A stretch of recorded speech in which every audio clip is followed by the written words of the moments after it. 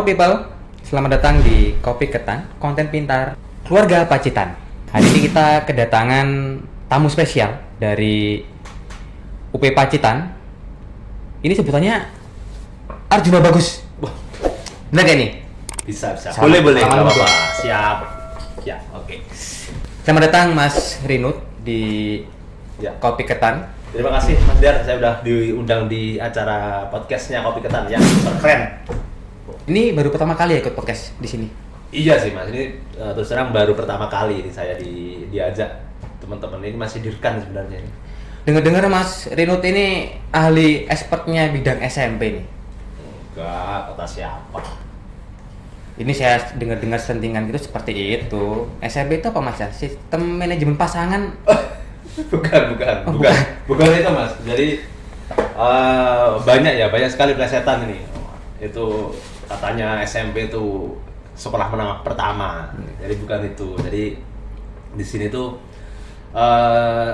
kebetulan saya di bidang keamanan. Nah, untuk menjalankan prosesnya keamanan itu harus ada sebuah sistem. Nah, di sini dinamakan sistem manajemen pengamanan atau disingkat SMP. Oh, begitu.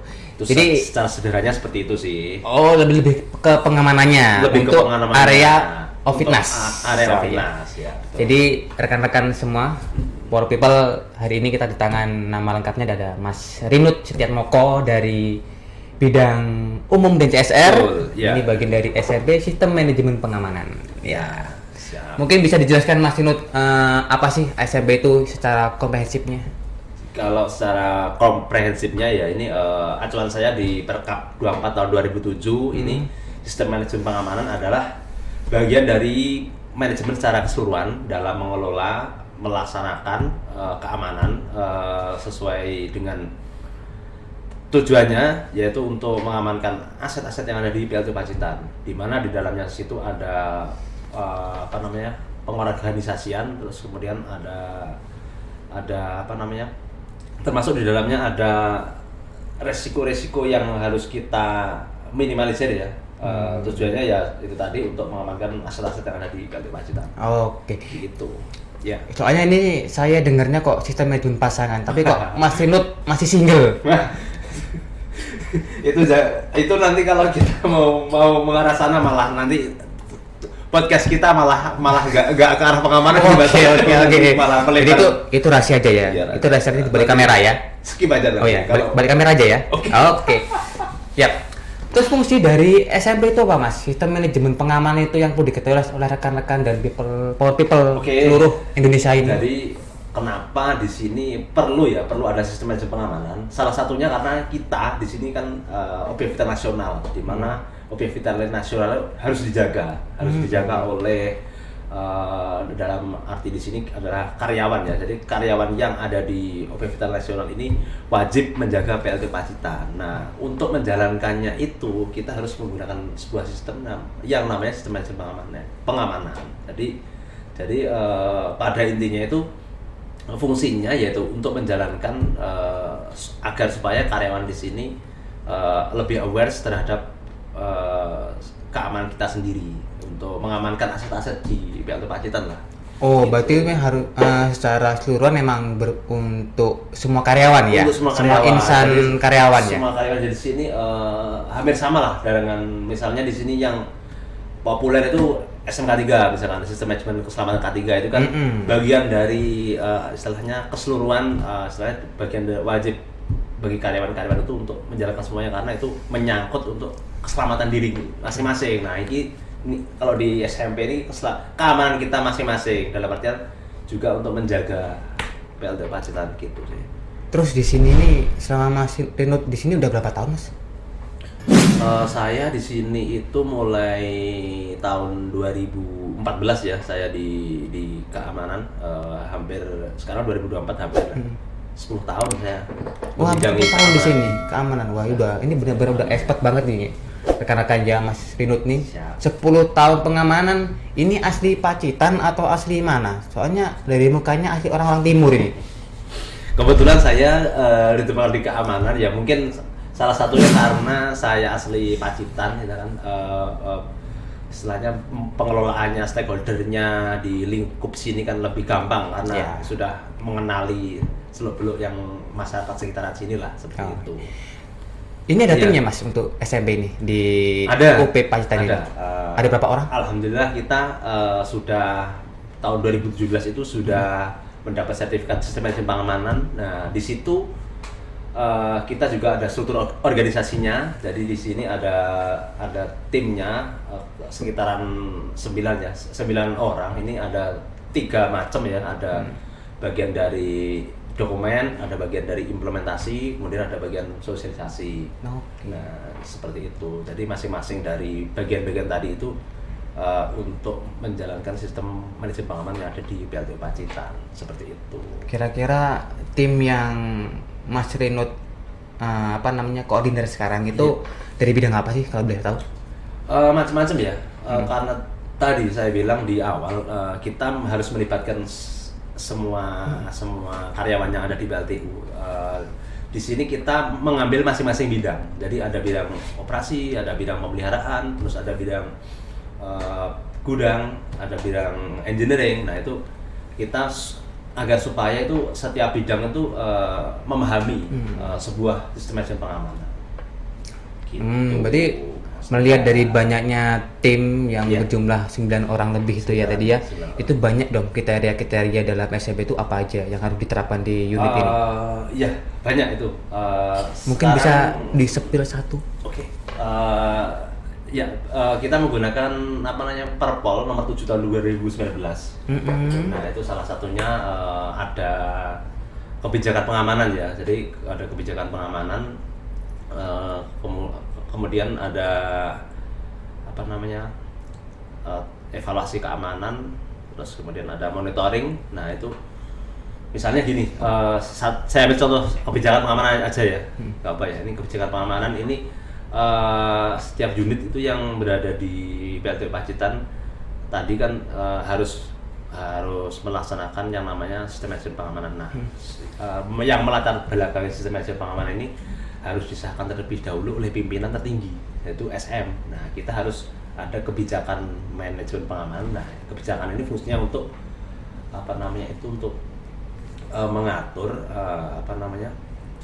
pelaksanaan yang ada di PLTU Pacitan di sini supaya terstruktur, tidak kemana-mana gitu.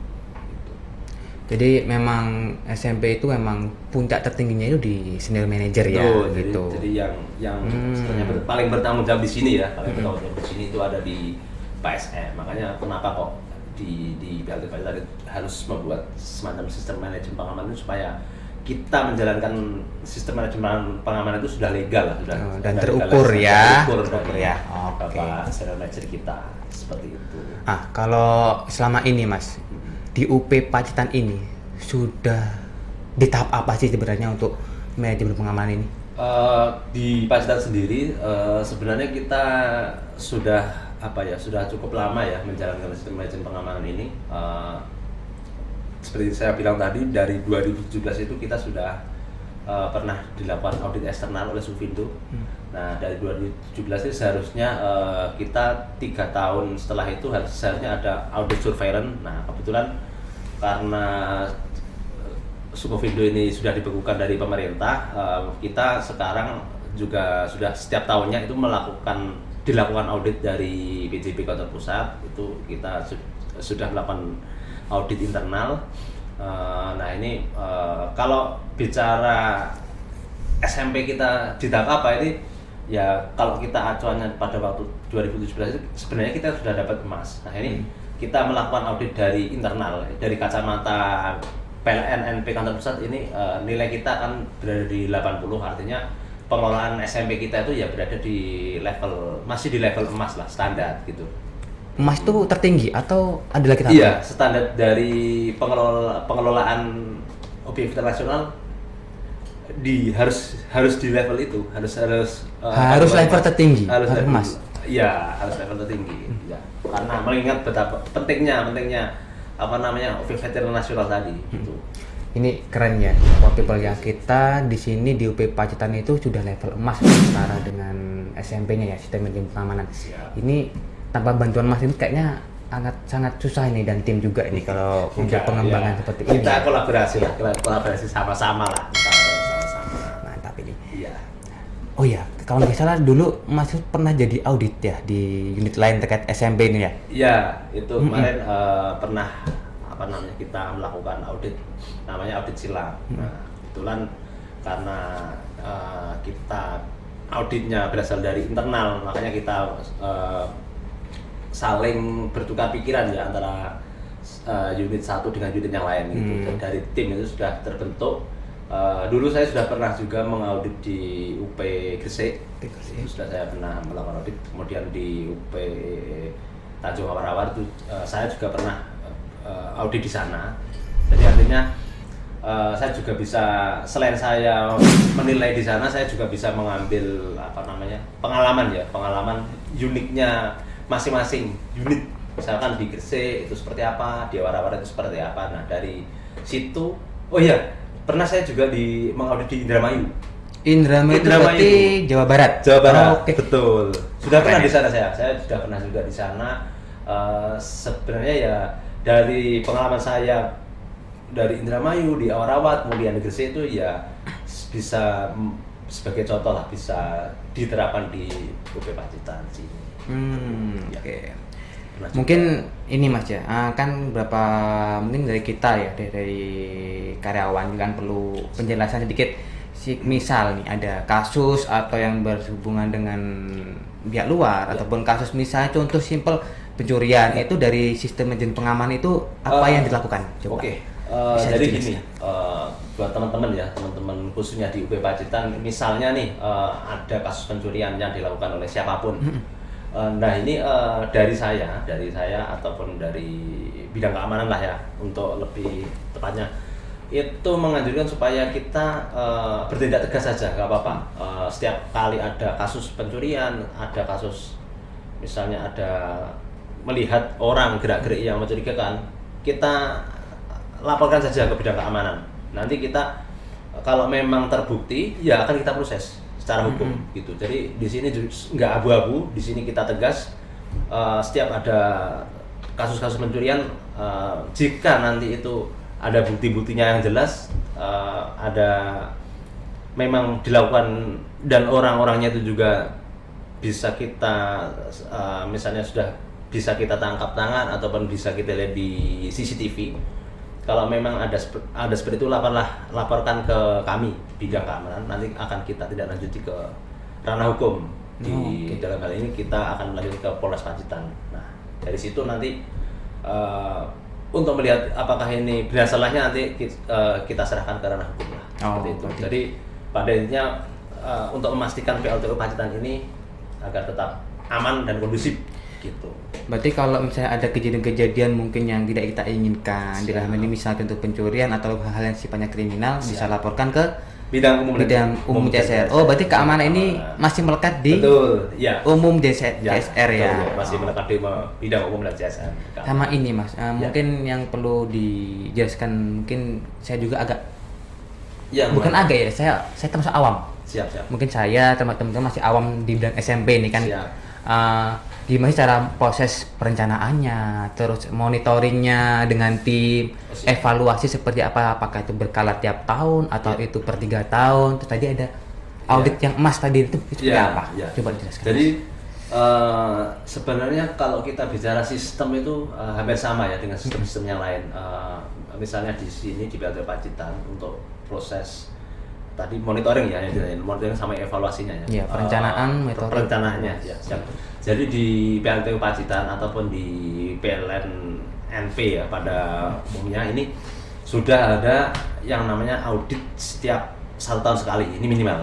Jadi 1 tahun sekali. 1 tahun sekali itu minimal. Nah, sebelum ada audit biasanya kita dengan tim itu sudah menyiapkan dari segi dokumennya seperti apa, dari segi lapangannya seperti apa, kemudian dari segi apanya itu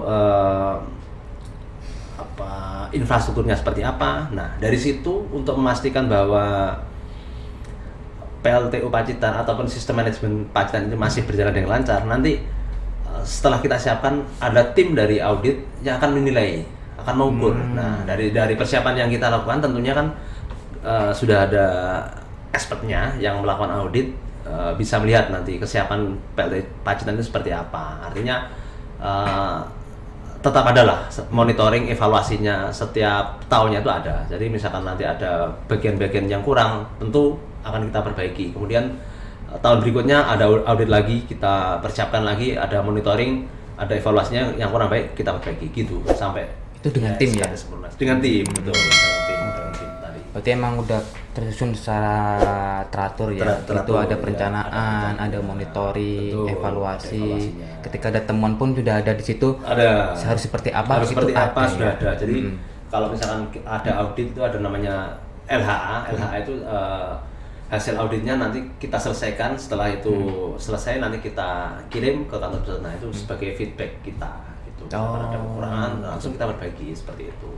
Ya. Kalau dari kacamata Mas Rinut nih selaku yang sudah 10 tahun ada di bidang SMP ya, sistem manajemen pengamanan, ini Mas itu sebagai apa sih, koordinator atau apa di sini? Kalau gini, jabatan saya ini sebenarnya rangkap-rangkap Mas. Okay. Rangkap-rangkap ya. Jadi saya melekat di bidang umum dan CSR. Jabatan saya secara SK SMP, SK perusahaan Junior Officer Umum dan CSR. Oke. Nah, secara struktur organisasi sistem manajemen pengamanan, saya sekretaris SMP. Oh, sekretaris. Ada lagi di struktur organisasi internal, eksternal ya. Di eksternal ini saya sebagai koordinator keamanan. Jadi dari tiga tadi ya, saya lebih ke di koordinator keamanannya ya mungkin ya di sini yang perlu teman-teman ketahui. Di sini saya juga bertugas untuk sederhananya itu mengorganisasi satuan pengamanan. Jadi job desk-nya satuan pengamanannya itu seperti apa, misalkan nanti satpamnya di sini itu seperti apa. Nah itu koordinasinya secara langsung melalui koordinator keamanan. Gitu, Menteri. Ini kan tadi kan dijelaskan sama Mas Junut kan kalau SMP sebenarnya secara nggak langsung ataupun secara langsung ataupun tidak langsung itu kan melekat ke seluruh karyawan ya, karena harus menjaga objektivitas nasional. Betul. Jika nih mungkin saya sendiri pribadi ataupun rekan-rekan dan semua warga poor people di UP Pacitan maupun di seluruh Indonesia Raya ini kan, itu ada nggak sih sanksi ataupun bentuk punishment dalam tanda kutip itu jika nggak melaksanakan SMP itu apa? Ada nggak? Gini, apa namanya? Terkait dengan sanksi ya, sanksi. Misalnya saya nggak menjalankan SMP nih, walaupun saya bukan tim, itu ada nggak sanksi? Gitu kan? Tentunya gini, sanksi itu misalnya kita tidak melaksanakan SMP ya.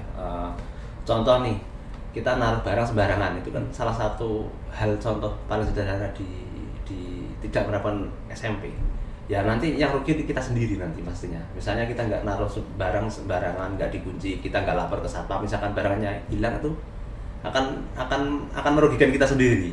Nah gitu ya, sederhananya gitulah. Berarti bukan sanksi secara administratif, cuma sanksi lebih kayak ke yang berimbas kepada diri sendiri. Berimbas kepada sendiri. Misalnya nih, saya perjelas lagi, saya selalu kolaborasi dengan K3 ya, karena di K3 yang lebih umum, lebih mudah dia. Misalnya nih, kita di K3 nggak melaksanakan K3, kita misalkan nggak menggunakan safety, misalnya masuk ke dalam unit nggak menggunakan safety.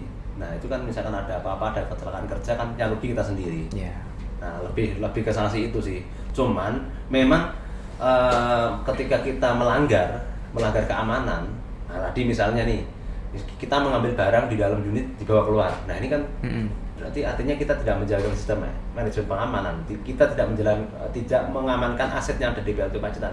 Nah seperti ini bisa jadi sanksinya nanti bisa ke pidana. Jadi nanti yang ketika kita sudah, pokoknya kalau di keamanan itu ketika kita sudah melanggar ke keamanan, nanti salah satu contohnya tadi misalkan ada pencurian, mengambil barang-barang yang ada di PLT itu nanti imbasnya ke kita. Artinya yang akan monitoring itu bukan hanya dari perusahaan, bisa jadi nanti masuk ke ranah hukum. Gitu. Bisa karena pidana juga. Bisa pidana juga. Jadi ini memang yang perlu ditekankan di sini. Jadi apalagi di objek vital nasional, Mas. Di sini objek vital nasional itu dari polisi, dari polisi pun mengawasi keberadaannya di sini.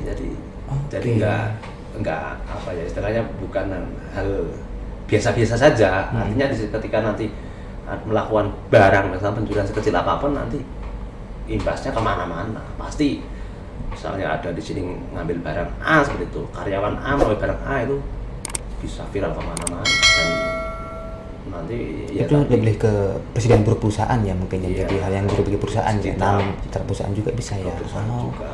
Sampai segitunya ya, berarti emang Jadi harus gitu, diterapkan ya. memang diterapkan di situ. Makanya saya bilang teman-teman itu ya biar bagaimanapun juga kita bekerja di objek vital nasional harus awareness, harus kesadaran terhadap keamanan. Oke, emang kita secara nggak langsung ataupun langsung harus ditutup untuk aware ya dengan barang-barang ataupun hal yang di sekitar lingkungan perusahaan ya. Iya, kita harus menjaga yang ada di. Ada nggak Mas cerita unik ataupun cerita khusus terkait sistem manajemen pengamanan ini yang mungkin bisa disepil atau diinfokan ke rekan-rekan semua di sana yang melihat video ini nantinya? Di kami sih sebenarnya ini sih lebih kepada misalnya ada penanganan kasus seperti itu. Boleh. Ya, penanganan seperti kasus seperti itu ya di sini pernah ada kejadian ya, ada pencurian seperti itu. Itu kita banyaklah effort yang diperlukan dari bidang keamanan itu. Misalkan ada kasus pencurian seperti itu, kita tidak bisa langsung istilahnya itu memenjarakan orang tersebut. Nah itu kita masih banyak prosesnya. Kita ada benturan juga dengan masyarakat sekitar. Jadi nggak semudah kita. Tidak semudah. Oh, ini ada orang A, ring 1 mengambil barang. Ini saya bicara dulu ya. Dulu itu misalkan seseorang mencuri seperti itu. Misalkan barangnya sedikit, yang dicuri dirasa sedikit dari masyarakat sekitar. Nah itu biasanya itu masih ada timbul kontroversial, jadi ada respon dari masyarakat itu yang macam-macam. Yang macam-macam. Dia malah justru mengancam kita yang merasa dia di ring 1 seperti itu. Itu cerita dulu ya. Cerita dulu. Kalau untuk yang sekarang ini, alhamdulillah kita juga dari keamanan ini sudah kolaborasi dengan tim CSR. Umum dan CSR. Nah ini saya agak melebar ya ini. Mengapa kok kita itu sebenarnya keamanan itu ada dua macam ya, harus di internal sama eksternal. Selain kita istilahnya kalau yang di internal itu sistem keamanannya dari dalam, yang dari luar stakeholder itu juga harus kita rangkul. Nah salah satunya ya tadi kita harus meyakinkan bahwa tujuan kita di sini itu mengamankan objek vital nasional, yang mana ya tadi ketika ada gangguan hal sedikit pun tentu yang tahu banyak, langsung cepat menyebar kemana-mana. Nah, nanti citra perusahaannya itu juga pasti akan berkurang ya. Makanya tadi misalkan ya itu uniknya di keamanan itu tidak semudah kita ada orang menangkap kemudian di penjara, itu enggak seperti itu. Jadi prosesnya itu kita harus melibatkan masyarakat, ada panjang. Uniknya di situlah. Jadi seninya di keamanannya itu kita memang benar-benar harus jam terbang ya, harus baik pengalaman di mengelola di keamanan itu harus ada, karena setiap kasus yang ada di sini tuh penanganannya berbeda-beda meskipun kasus sama. Seperti itu. Oke, mantap ini cerita yang mungkin bisa kita kulik ya rekan-rekannya. Kalau emang sistem manajemen pengamanan itu emang sangat dibutuhkan di setiap perusahaan. Mungkin di kita UP Pacitan dari bagian dari PNNP pusat, mungkin semua unitnya NP pusat tuh cukup cukup intens dengan SMP ini untuk menangani hal-hal yang diinginkan tadi. Jadi emang oke, Mas Dinut. Siap, Mas Indar. Mungkin cukup sekian dari saya. Nanti jika ada hal-hal yang perlu ditanyakan bisa langsung ke Mas Dinut ya. Siap. Di sini perlu diingat, ini Mas Dinut Jatmoko dari bidang umum CSR bagian sistem manajemen pengamanan, bukan sistem manajemen pasangan. Oke. Ya. Mungkin cukup sekian dari kami. Jika ada hal-hal yang perlu dikonfirmasi nanti bisa di lain kesempatan. Mas Dinut mungkin bisa memberikan closing statement. Sampai jumpa teman-teman di podcast Kopi Ketan Pacitan. Semoga ke depan ada lagi yang bisa memberikan informasi-informasi penting terkait dengan PLT Pacitan. Oke. Terima kasih. Salaman dulu. Oke, terima kasih. Sampai ketemu. Salam dari kami. Assalamualaikum warahmatullahi wabarakatuh. Salam kopi ketan. Salam bertahan. Ya.